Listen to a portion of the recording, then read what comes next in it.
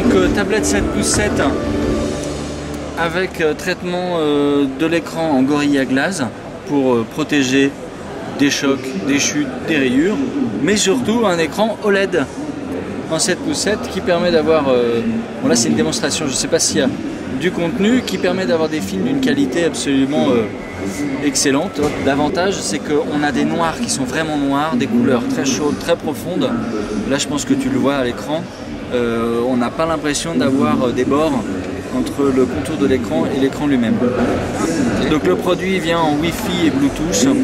On a inséré des connectiques micro SD, micro USB, port casque.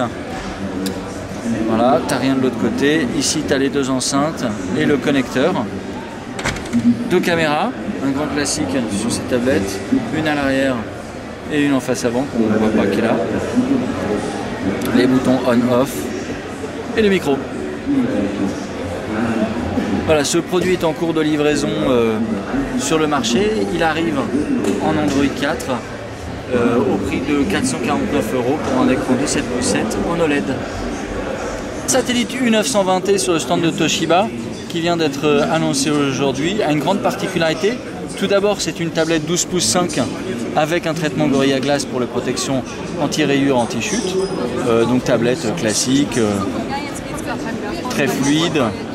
Donc en termes de port, on a en premier un connecteur SD qui est un peu caché avec multicarte classique, SD, HC et consort. Hop, on peut refermer. On a une prise jack qui fait micro et casque en même temps. Derrière, on retrouve un port USB 3 et un port HDMI. L'alimentation. Et de l'autre côté, un port HDMI, USB 3 et ensuite le son on-off et pour changer la position de l'écran. Autre point et très gros avantage de cette tablette en Windows 8, c'est qu'elle va se transformer en un clin d'œil en Ultrabook. Et donc offrir à la fois la facilité d'usage d'une tablette et l'ergonomie d'un ordinateur portable avec un clavier classique, un touchpad hyper large et surtout un traitement en gomme très agréable pour pouvoir utiliser l'ordinateur. C'est un Ultrabook, donc il arrive avec des processeurs x86 du type i3, i5, i7 avec des disques durs SSD pour avoir de l'autonomie et de la vitesse pour le boot et l'accès aux données. Voilà. Disponibilité, on va dire pour le 4e trimestre et le prix 1099 €.